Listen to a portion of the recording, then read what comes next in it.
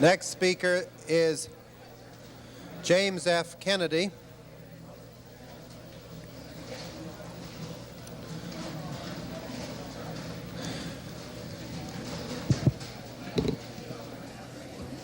And Jim Kennedy is a partner, Osler, Hodgson, and Harcourt.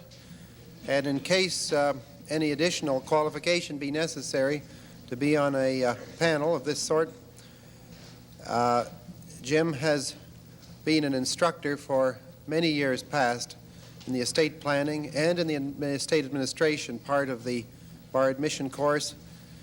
He's lectured extensively in this area to legal groups, engineers, other professional groups in the continuing education series and in the Canadian Bar series as well. My problem in introducing Jim Kennedy really is that I know him too well. Our association goes back about 30 years, and in fact, when we were both working in the summers for the same summer camp and sharing a cabin, I have until today not heard him speak on any legal subject except at his wedding, where he told the guests that the punishment for the crime of bigamy was 2 mothers-in-law. And despite that, he went on and had 5 children and married to Judy Cox, who is one of the most successful and beautiful models in this country. And I have asked him today, among other things, to please deal briefly with his own will that he made many years ago and has a unique feature too. In those days when I first knew him, his main interests in life were horses and women. We were both riding instructors at this camp, and his will has a clause that when he dies, his skin be pickled, cut up, and made into side saddles for women so he can keep in contact with his 2 great interests. So I'll give you Mr. Kennedy.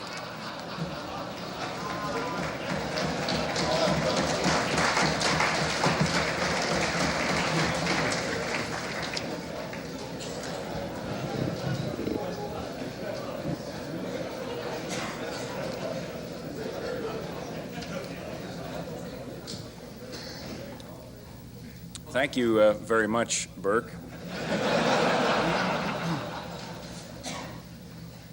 Perhaps I should start off by making an announcement. There have been a number of people in the program today that have made some inquiries about the trailer which appears outside the east door of the building. It's dispensing information on birth control and venereal disease. I want to assure you that it has absolutely no connection with this program at all. Whether it has any connection with the bar admission course, I'm afraid you'll have to ask someone else about. I'd also like to apologize for inflicting you for the next little while with my rather nasal voice, but like Terry Sweeney this morning, I too am suffering from a cold.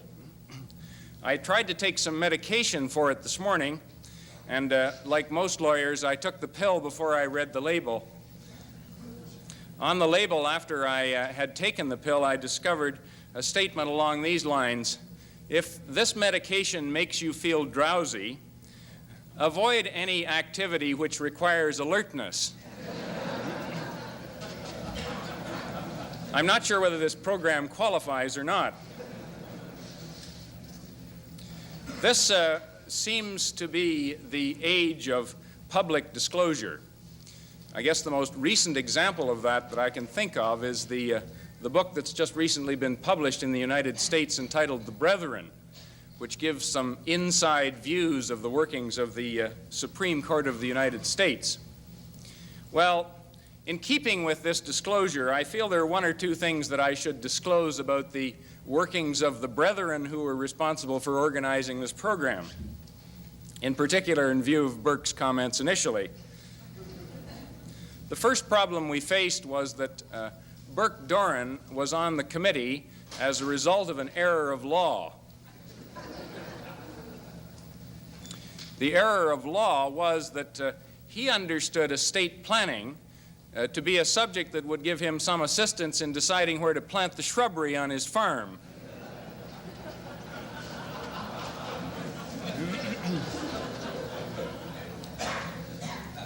After we got him working on the proper course, and we presented our initial outline of the program that we proposed, Burke came up with some very, very strong objections. There were at least two matters that he felt that anyone who knew anything about estate planning would have included in a program such as this. And the first one was something on the Federal Estate Tax Act.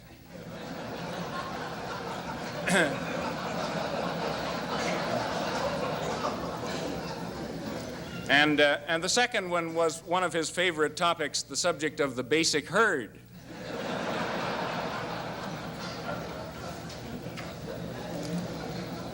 For those of you that have questions along the same lines, these lectures are respectfully dedicated. Turning to shareholders' agreements, it's interesting that the Planning Committee didn't really give any guidance to any of the speakers on what we meant by recent developments.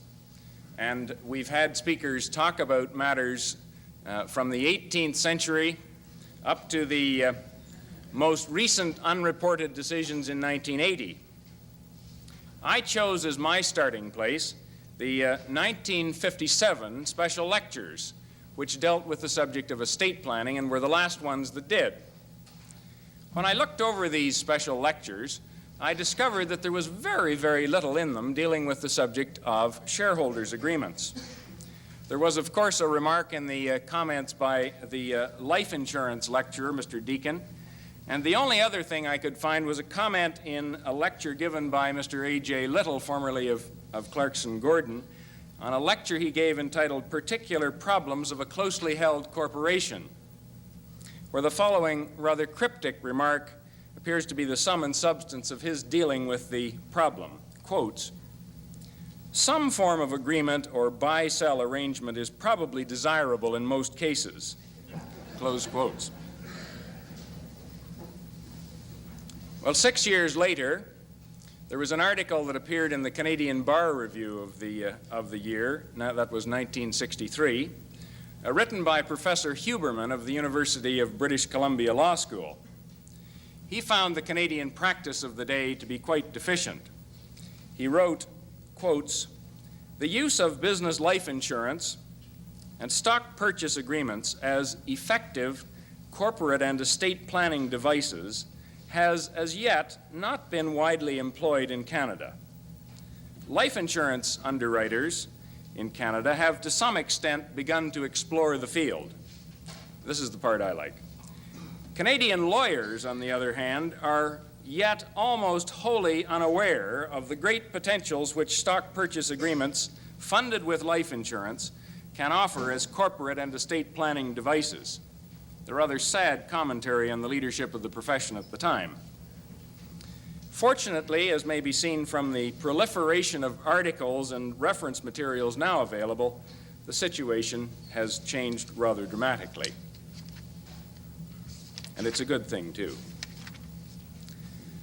The businessman with shares of a closely held corporation presents special problems for the estate planner.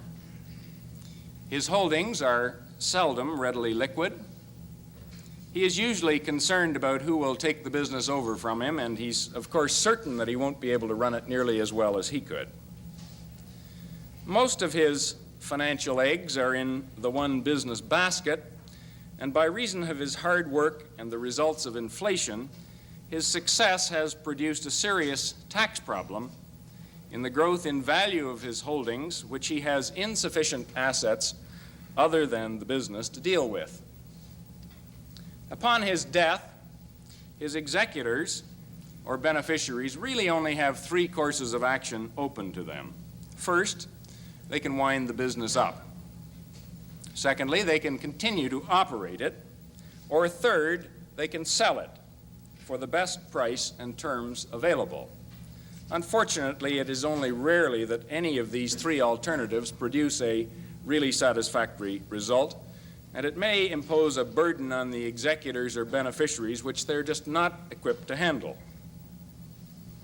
When our businessman is but one of several shareholders in a business, his problems may be compounded. For example, if he has a controlling or at least a major interest, the other shareholders may not be financially able to buy him out on any reasonable terms, and a potential outside buyer may not be prepared to accept less than 100% of the company. Dissolving the business may have serious consequences to the other shareholders as well as to him, and continuing under a state control may be equally unpalatable to them. If, on the other hand, our businessman holds a minority interest in the company, the majority shareholders may have no reason at all to want to increase their holdings by payment of anything approaching a reasonable price for his shares. They also might prefer to take their earnings out by means of salaries rather than dividends, which means that the minority holdings might not have any income produced on them at all, with all the consequences that that could have for our businessman or his executors. It is these and similar related problems that the estate planner has to wrestle with and attempt to solve for the businessman with the assistance of his other advisors. One of the tools which is almost invariably used today is a buy-sell agreement, and the subject of this paper is to examine some of the recent developments which have occurred affecting such agreements. The variety of matters which may be the subject of a shareholders' agreement has expanded enormously in recent years. For example, under Section 140 of the Canada Business Corporations Act, it is possible for the shareholders of a federally incorporated company to relieve the directors of their responsibilities under the Act and to assume those responsibilities themselves. Such provisions are beyond the scope of this paper, which will deal with some of the buy-sell aspects of shareholders' agreements only.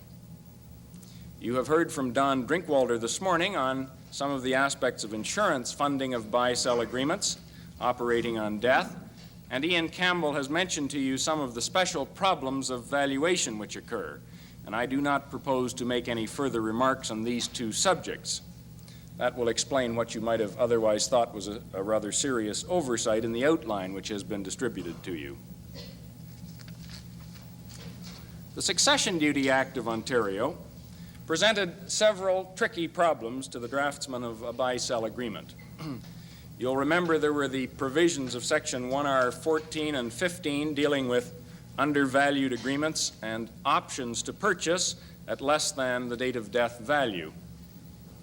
There were the insurance provisions, tying the dutiability of insurance to the premium payment test and also subjecting to duty corporate-owned insurance which was not retained by the corporation. Fortunately, the draftsman is now relieved of these complexities, except in instances where the Succession Duty Act of Quebec or a foreign jurisdiction may apply. You, of course, will want to make sure that if you drafted a shareholders' agreement in the past, in which the value of the triggering event was in some way tied to a valuation for succession duty purposes, that you change this as quickly as possible, keeping your fingers crossed that nobody's going to die in the intervening period.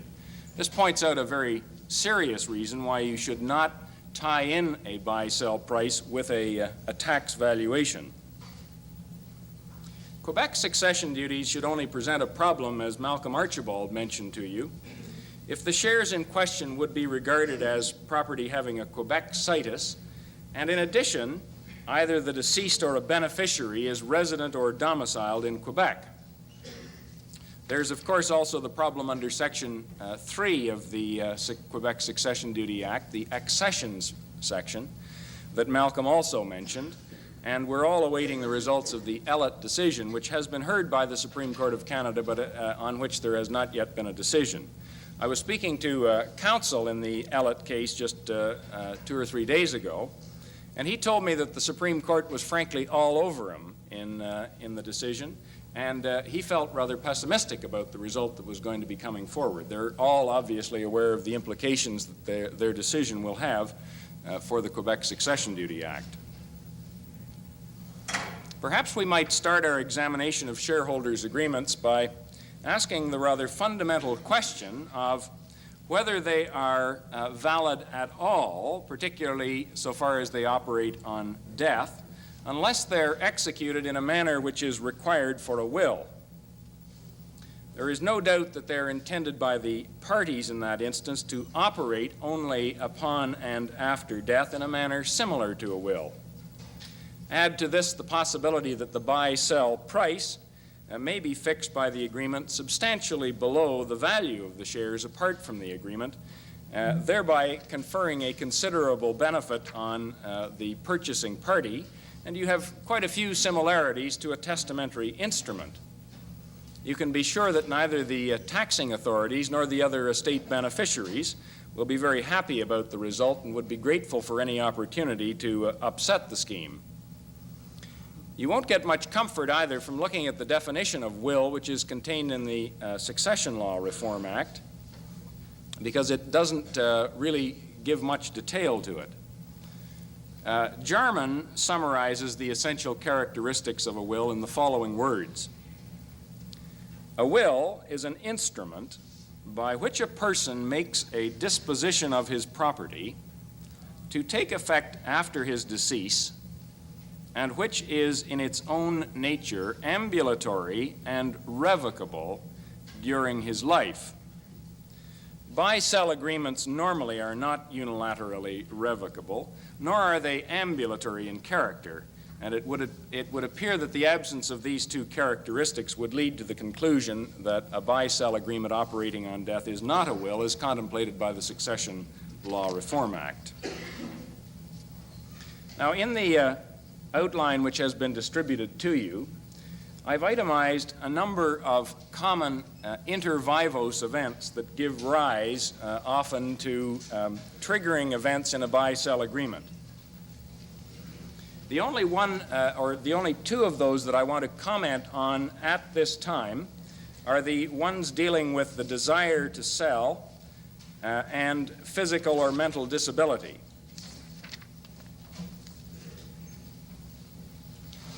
Most businessmen are prepared to agree that if they are physically or mentally disabled for an extended period of time, they would want their business associates to be able to carry on the business without being hampered by their disability. And also the associates should be able to buy their shares at the same time. The difficulty usually arises with how you define the disability which triggers the buy-sell. Certainly, most seem to agree that if there is an order under the Mental Incompetency Act, that the date of this order is satisfactory. How do you deal with the question of the mental incompetent not so found, however? This situation may occur with greater frequency now that the Powers of Attorney Act 1979 has come into effect, under which it is possible now for a power of attorney to be exercised during the subsequent legal incapacity of the donor of the power. You'll be hearing more about this statute from Michael Jameson tomorrow. One possible method of dealing with the problem is to provide in your agreement for the certification of incompetency by one or more duly qualified medical practitioners. Physical disability is often also dealt with in shareholders' agreements. It may be difficult. It may be dealt with, rather, by medical evidence of the same sort and is usually related to the inability of the individual to carry out his usual full-time employment with the company after a waiting period of an agreed duration. Unlike most buy-sell events operating during the lifetime of the shareholders, disability events, whether mental or physical, may be funded by a lump sum payment from a disability insurance policy, as you heard from Don Drinkwalter this morning. Although a disability payout policy of this sort is somewhat more expensive than the traditional types of disability insurance, it may be something which your clients would wish to investigate. if they do obtain disability insurance of this sort, it is obviously vital that the disability event as it's described in your shareholders agreement has to agree with the disability as defined in the insurance policy, and the disability buyout would only occur upon receipt of the insurance proceeds. Now, what about trying to handle the situation of shareholders simply wanting to sell? Certainly a common feature of every shareholders agreement is that the shares cannot be disposed of except in accordance with the terms of the agreement. What then of the shareholder who wants out? Unless the agreement has some provision to deal with this, the shareholder may be locked in until some event occurs which causes the buy-sell provisions to operate. Often an agreement will provide a reduced value buyout in these circumstances, perhaps combined with a right of first refusal if the shareholder can produce a buyer who is prepared to purchase at a higher price. In companies with larger numbers of shareholders, it may be possible to structure a trading system among the shareholders. The system would be operative on the basis that if someone wants to sell their shares, they would tender them to one of the officers of the company who would offer them at a determined price at regular intervals among the other shareholders. And any shares that weren't purchased in this manner could either be withdrawn by the shareholder or could be left with the officer to be offered at the next regular interval.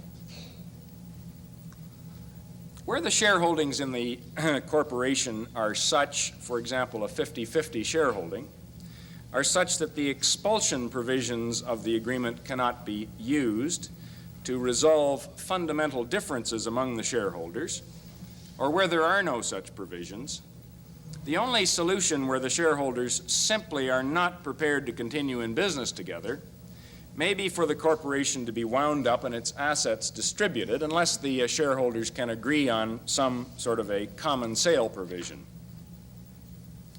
To deal with this possibility, many agreements provide so-called shotgun provisions, or where larger numbers of shareholders are involved, private auction clauses. The typical shotgun clause is a type of put-call where one shareholder may put his shares to the other at a price and on terms fixed by him. And the failure of the others to buy gives rise to an obligation on their part to sell their shares for the same price and terms as was offered to them. You will find, if you haven't already, that drafting a clause of this sort for more than 2 or 3 shareholders becomes quite difficult. And in those circumstances, you may prefer to have your agreement provide for a private auction to be held in which all the shareholders obligate themselves to submit their shares for sale to the highest bidder.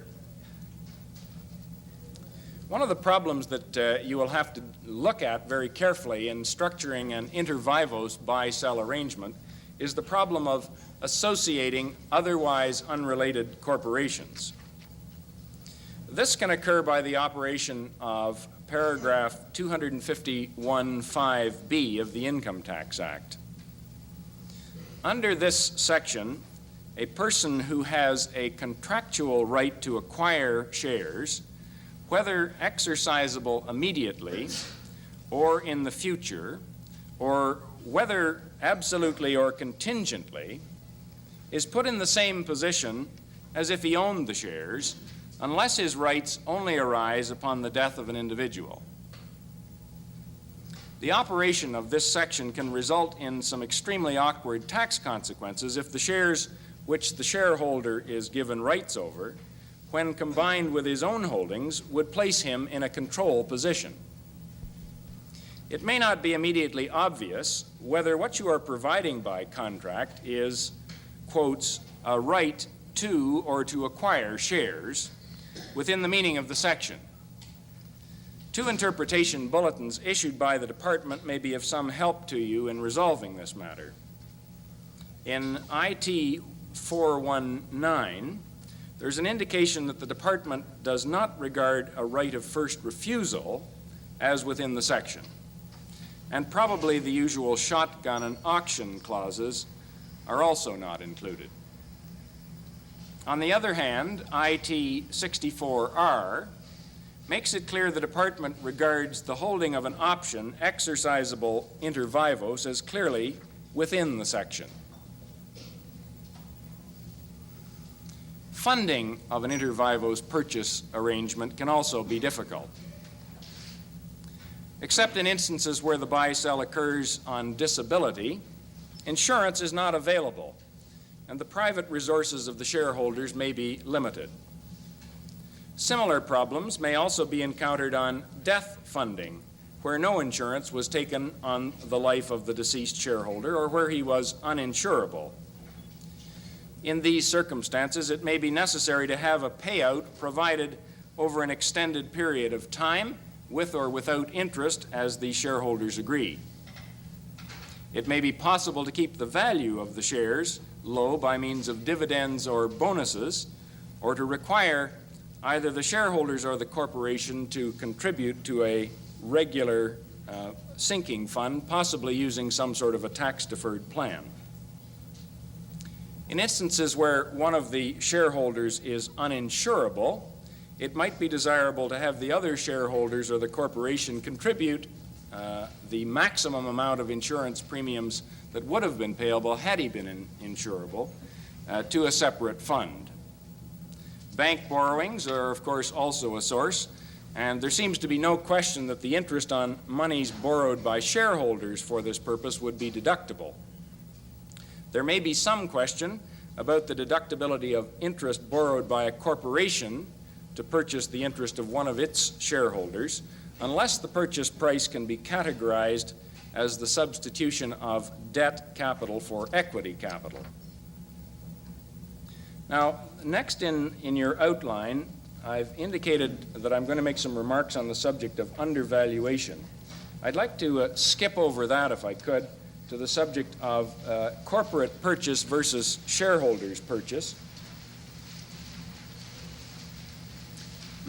Traditionally, the buy-sell rights and obligations in a shareholders' agreement have been among the shareholders only. In recent years, however, the corporate legislation of many Canadian jurisdictions has been amended to overcome the general prohibition at common law against a corporation purchasing its own common shares. The result of this is that where the corporate law permits, it is now possible to have the corporation as the buying party in a buy-sell agreement. What are some of the considerations to be taken into account when considering the two alternatives? First, the applicable corporate law must permit. That's rather obvious. Before making a corporation a party to a buy-sell agreement as purchaser, you must satisfy yourself that the relevant corporate legislation permits this, and if so, subject to what terms. Federal corporations to which the Canada Corporations Act continue to apply do not have the power to purchase their issued common shares. The same applies in some provincial jurisdictions. Federal corporations to which the Canada Business Corporations Act applies have the power to purchase their issued common shares unless that power is limited by their articles, and a similar provision is contained in the draft Ontario bill to revise the corporate legislation of this province, which is currently under study. Both the Canada Business Corporations Act and the new Ontario bill contain sections providing that a contract by a corporation to purchase the shares of a shareholder may be specifically enforced against the corporation, except where the purchase would violate the financial tests contained in the statutes.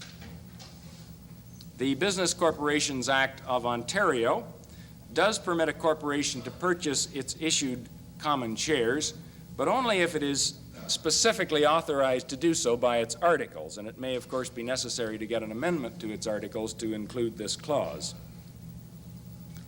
One problem which might be encountered in a corporate purchase arrangement is that both the federal and Ontario legislation prohibit shares from being purchased at a time when the corporation is insolvent, or if the purchase would result in it becoming insolvent, as defined in the Acts. This might well be the case if the corporation had been traditionally financed by shareholder loans rather than equity. Assuming that you are satisfied that the corporation may purchase its own shares and may be a party to the buy-sell, the tax results which are produced are quite different, and the requirements of the shareholders will have to be carefully considered. In an arm's-length transaction, a purchase by the other shareholders will normally produce a capital gain or loss for the selling shareholder, depending upon whether his adjusted cost base for the shares is above or below the purchase, the purchase sale price. The price paid by the buying shareholders, on the other hand, will be their cost of the shares and will be averaged with the cost of the other shares in the corporation held by them. The selling shareholder, if he is living, may purchase an income averaging annuity contract to relieve the tax bite on his capital gain, and may also claim a reserve under the Act for any proceeds which are not due in the current year. In a corporate repurchase arrangement, on the other hand, under subsection 84(3) of the Income Tax Act, the corporation is deemed to have paid and the shareholder to have received a dividend equal to the difference between the purchase price and the paid-up capital applicable to the shares.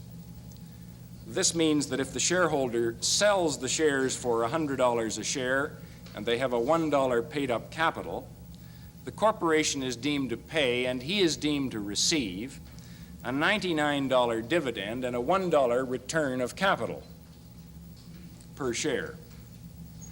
This applies regardless of what his adjusted cost base for the shares is. The shareholder also has made a disposition of property as defined in Section 54 of the Act, and under paragraph 54HX may deduct the deemed dividend from his proceeds of disposition. This will produce a capital loss if his adjusted cost base for the shares exceeds their paid-up capital.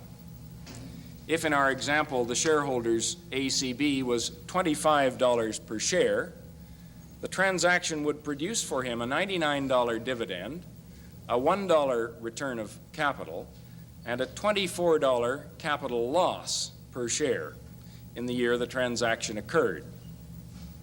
No reserve can be claimed by him for any of the proceeds that are not payable in the current year or payable in cash.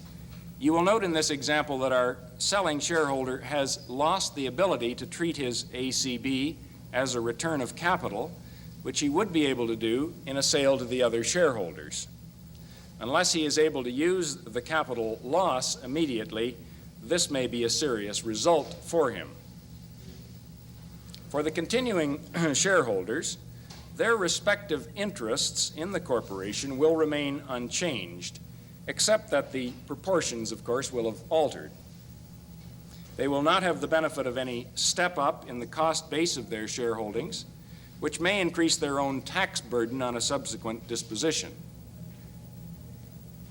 Where a corporate repurchase occurs on death and is funded by life insurance owned by the corporation, a complete elimination of taxes for the estate can occur if the corporation is a private corporation, as defined in paragraph 89(1)(f) of the Act.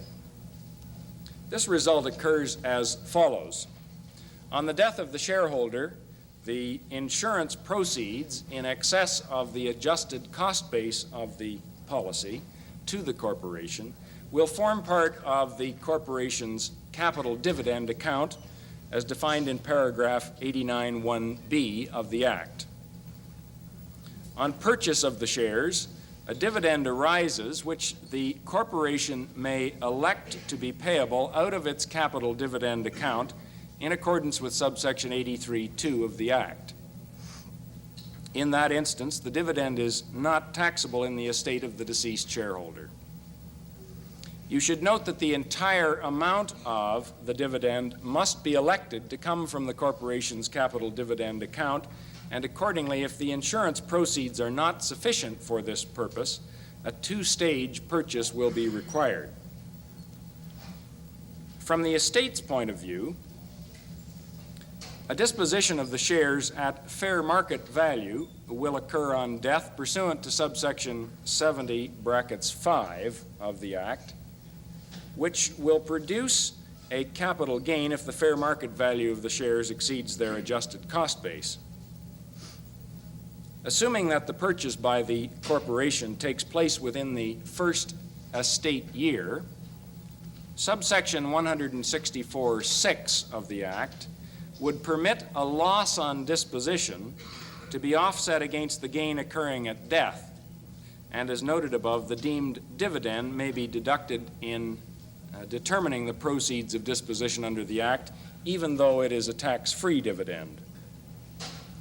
From the standpoint of the remaining shareholders, of course, in addition to not being able to step up the cost base of their shares in that sort of a transaction, all of the corporation's capital dividend account will have flowed to the benefit of the deceased shareholder's estate, and they will derive no benefit at all from it.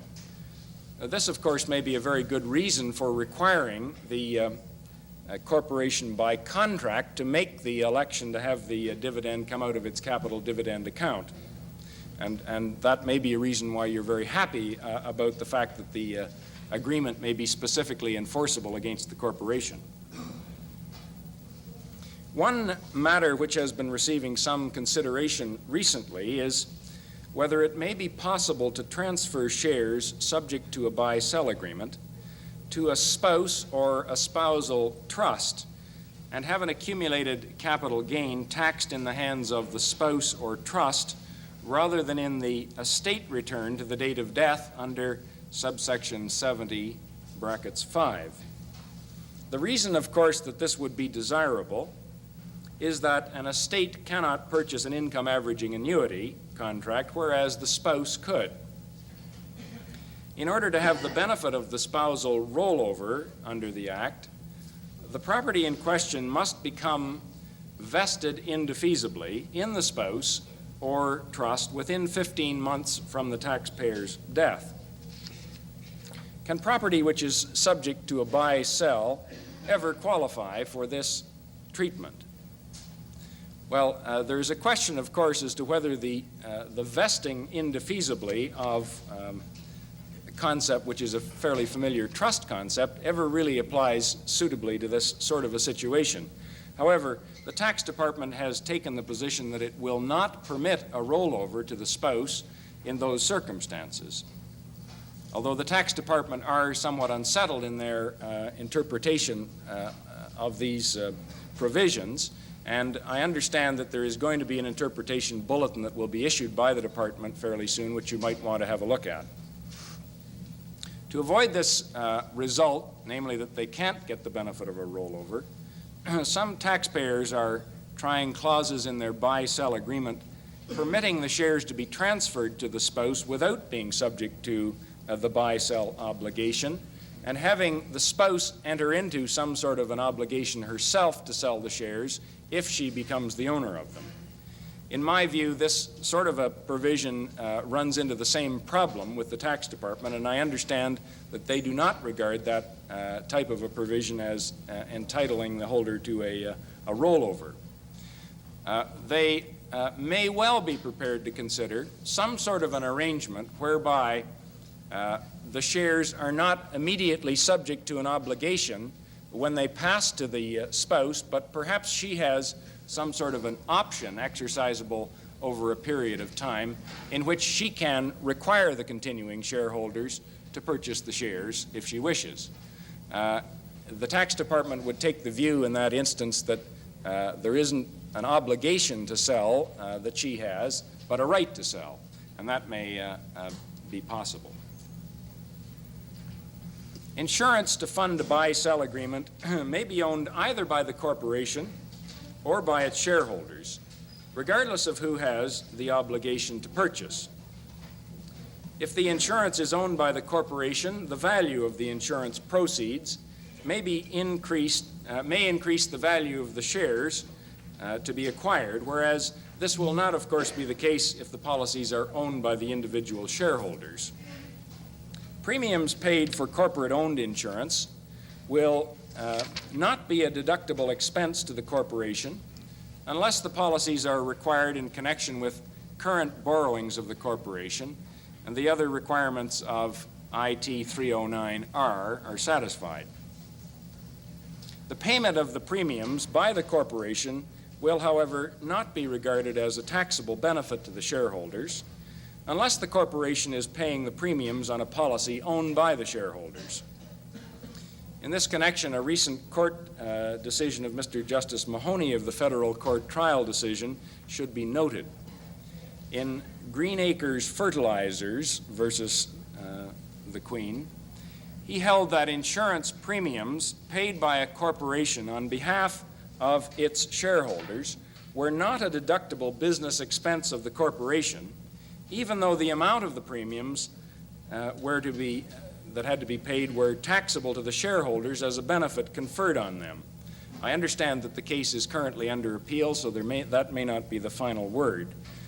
If it is the final word, it's an obvious instance where you must make certain that you increase the amount of remuneration to the shareholders and permit them to pay the premiums themselves. Finally, I would like to mention briefly two somewhat troublesome provisions of the Income Tax Act.